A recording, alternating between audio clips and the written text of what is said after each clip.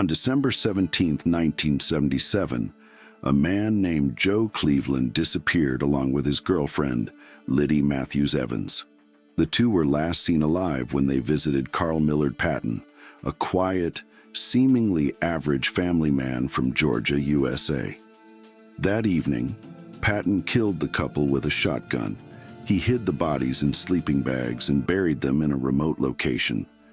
For over 2 decades, this crime remained unsolved. It was not until 2003, when Patton was convicted using modern DNA technology and confessed, that investigators refocused their attention on the old cases. But Patton's confession also set off a chain of revelations that went far beyond the original murders. The re-examination of evidence and DNA profiles brought another crime to light: the death of his own daughter, Melissa Wolfenbarger. Melissa was a 21-year-old woman in 1998, married, a mother of 2, and living in Atlanta. She had a difficult marriage with Christopher Wolfenbarger, who, according to her family, was violent. On November 26, 1998, Thanksgiving Day, Melissa spoke to her mother, Norma, on the phone for the last time. She talked about Christmas preparations and said she would come to visit soon, but she never arrived. Christmas passed without any news. This was unusual and worrying. In January 1999, Norma and her husband drove to Melissa's apartment on Brooklyn Avenue. The rooms were empty, as if someone had moved out in a hurry. No note, no clue, no address left behind. Neighbors said the couple had disappeared between Christmas and New Year's. The police were not called at first. In April 1999, a black garbage bag was found in a wooded area near Atlanta. Inside was a human head. 2 months later, in June, more body parts were found in the same area, also in bags. At first, it was believed that the remains belonged to an elderly homeless man. The remains were buried anonymously. There was no DNA match. No one linked the discovery to Melissa. It was not until years later, after Patton's arrest, that an investigator remembered the old finds. By comparing them with Melissa's DNA, which was available through her children, the remains were identified in 2003. They were hers. The disappearance of the young mother was suddenly no longer just a missing person case. It was murder, brutal, planned, cold-blooded. What had previously appeared to be a family tragedy now took on new contours. Who had killed Melissa? Why was her body dismembered, packed into garbage bags and hidden? And what role did her father, Carl Patton, play, who was charged with several other murders at the same time? After Melissa's remains were identified in 2003, investigators were certain that they were dealing with a murder and that the perpetrator must have come from her immediate circle. It was a murder with a personal connection, and suspicion immediately fell on 2 people: her father, Carl Patton, and her husband, Christopher. Carl Patton was already known in the media as a serial killer at that time. His confession included several killings in the 1970s, including the murders of Joe Cleveland and Liddy Evans in December 1977, the crime that had started this whole chain of revelations. But in Melissa's case, he denied any responsibility. He insisted he had nothing to do with his daughter's death. And indeed, there was no forensic evidence linking him to the location where the body was found. Christopher Wolfenbarger, on the other hand, made himself look suspicious through his behavior. He had a history of domestic violence. Witnesses reported that Melissa had been oppressed in the relationship and was afraid of him. Her sister Tina later testified that Melissa had repeatedly confided in her that she wanted to leave, that she couldn't take it anymore. But she stayed because of the children, because of the hope that things would get better. After Melissa disappeared in the winter of 1998, Christopher showed no initiative whatsoever. He did not report her missing, did not ask anyone about her, and did not inform the authorities. Even after the body was identified in 2003, he remained passive, evaded questions, and refused to cooperate with the police. It seemed as if he wanted to close the chapter on Melissa as quickly as possible. Investigators tried to get him to talk, but he stuck to his silence. He was questioned a bunch of times, but never formally charged. There wasn't enough proof, no confession, no direct evidence. Melissa was dead, her body destroyed, her last days a mystery. And without witnesses or forensic clues, the case officially remained unsolved. Norma, Melissa's mom, didn't give up.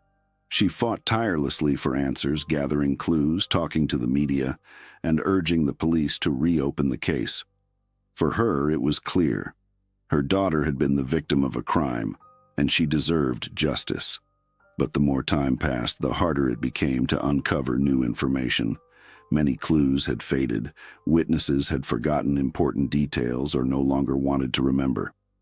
For Norma and Tina, Melissa's mother and sister, a new phase of grief began, one accompanied by anger, powerlessness, and a sense of injustice. They had waited over 4 years for a sign, for an explanation, for the truth. Now it was here, but it was incomplete. Melissa was dead, but the circumstances of her death remained unclear. There was no trial, no perpetrator, no official explanation, just a few garbage bags in the woods and a silence louder than any confession. Norma went public. She gave interviews, told Melissa's story, demanded that the investigation be reopened. She spoke about the violence in Melissa's marriage, about the constant tension, about her daughter's fear. She spoke about Christopher's silence, his escape from responsibility. But the police remained cautious. Without new evidence, they could do nothing. A vague suspicion was not enough for an indictment. To make matters worse, Carl Patton began to withdraw again. After his comprehensive confession to the crimes of the 1970s, he refused to cooperate further. He responded evasively to questions about Melissa. He repeated that he had nothing to do with it, and he left open whether he knew more than he was saying. For many investigators, this was a tactic. He was controlling the information he revealed, giving them only as much as he wanted to. And when it came to Melissa, he clearly wanted to remain silent. In 2004, the family's hopes were raised once again. A new DNA analysis, a forgotten clue, a witness from back then, anything that could help. But once again, everything came to nothing. The files were closed and the case was considered a cold case. Melissa had been identified, but her killer remained at large. For Norma and Tina, the search for answers became their life's work. They founded an initiative for missing women, held vigils, and spoke at events. They didn't want Melissa to be forgotten. They wanted someone to take responsibility. They wanted there to be a line in the police report that said, "Case closed, perpetrator identified." But that line never came. The years passed, but the questions remained. Norma Patton now lived alone, her marriage having broken down under the pressure of events. Her daughter Tina had grown up, but she too carried the burden of the past. They both talked about Melissa regularly. It wasn't a past that could simply be left behind. It was an open wound. Every report of a missing person, every new cold case project brought hope. Hope that Melissa's case would also get moving again. In 2010, Norma turned to the authorities again. She handed over everything she had collected: letters, notes, old photos, names of people who had known Melissa. But much of it could no longer be verified. All that remained were memories and the conviction that someone knew what had happened. In Atlanta, the investigative authorities had become more professional. There were new techniques and new units for unsolved cases, but Melissa's case remained a difficult one. The body parts that had been found had been misidentified for years. The failure to compare DNA earlier had allowed the trail to go cold. By the time they finally established her identity, it was too late for many lines of investigation. The crime scene had never been found, and there were no witness statements covering the crucial period. Not a single name came up in connection with the garbage bags. Meanwhile, Christopher Wolfenbarger continued to live in Georgia. He had custody of their 2 children, a circumstance that was almost unbearable for Norma. The idea that her grandchildren were growing up with the man she held responsible was unbearable. But here, too, her hands were tied. The authorities saw no immediate reason to revoke custody. Christopher himself never commented publicly on the case. He gave no interviews, no explanations, no statements. Once, Tina recalled, she ran into him at an event. It was not an official engagement, more of a coincidence. She later said that his gaze was empty. No regret, no remorse, just distance. She had tried to confront him, but he had left without saying a word. For her, this encounter was symbolic. The man she believed to be guilty was simply carrying on with his life as if nothing had happened. Norma, on the other hand, channeled her pain into activism. Her daughter was dead, but through her efforts, she wanted to at least prevent other mothers from suffering the same fate. And yet a faint doubt remained. What if they were wrong? What if it wasn't Christopher who was responsible, but someone else, maybe even Carl Patton himself, despite his denials, or a complete stranger? The uncertainty gnawed at them, not knowing how, when, or why Melissa had to die. This uncertainty was sometimes worse than the grief itself.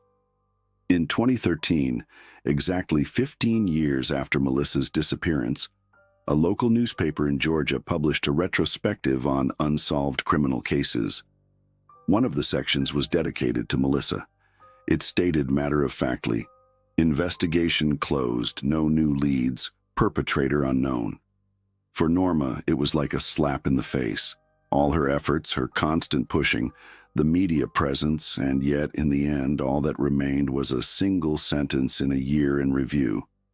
She pasted the clipping into her notebook and wrote underneath it in red pen, "But I know who did it." It was her silent protest against a system that wanted to forget her and her daughter. She repeatedly contacted journalists, investigators, organizations, but the longer the case lay dormant, the less interest there was. A cold case among thousands. Christopher Wolfenbarger had meanwhile reorganized his life. He worked, raised his children, remarried. He was considered unremarkable in the neighborhood. No one talked about Melissa anymore. The children, now teenagers, knew little about what had happened to their mother. Norma was rarely allowed to see them, and when she did, it was under supervision. The relationship was strained. Every visit reminded her of what she had lost and who she believed was to blame. The investigation file had become a silent archive document. The few photos of Melissa, the forensic reports, the DNA results, everything was in a folder labeled Wolfenbarger, Melissa, 1998-2003. In between, handwritten notes, loose sheets of paper with questions that were never answered. She turned to the police one last time in 2018. She had written a 5-page letter summarizing the most important points. Melissa's fear, her plans to move out, Christopher's behavior after she disappeared, his silence. She did not ask for charges to be brought. She knew how difficult that would be, but she did ask for the case to be officially reopened. It was read, filed away, and not pursued further. Carl Patton was in prison, serving a life sentence. He never spoke to Melissa again. He stuck to his one statement: "I didn't do it." No remorse, no denial, no explanation. Some believed him, others thought it was a protective claim, but without evidence, it was all speculation. For Norma, it didn't change anything. She was certain that Carl hadn't killed Melissa. He was capable of many things, but not that. Not his own daughter. She firmly believed that it was Christopher. Maybe it wasn't planned, maybe it was a moment of anger, maybe it was an argument that escalated, but she believed it was him. In 2021, Norma took part in a local radio project called Voices of the Forgotten.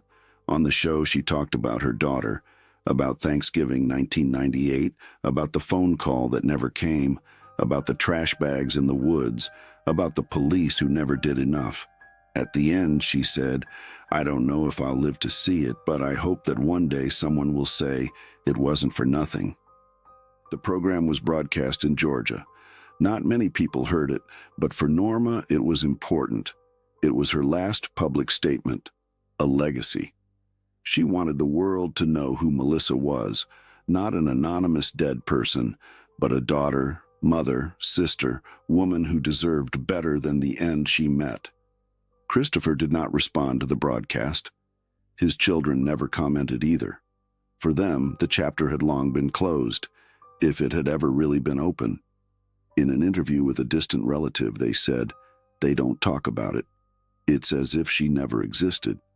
Perhaps it was self-protection, perhaps denial, perhaps a silent admission.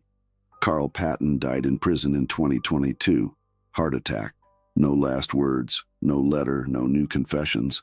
With him, a lot of information about his earlier crimes disappeared. Some investigators had hoped he would say something shortly before his death. A final confession, a name, a detail. But nothing came. He remained silent about Melissa until the end. After his death, the file with Melissa's name was opened once again. Not out of police interest, but because Norma organized a memorial service. She invited friends, relatives, and former neighbors.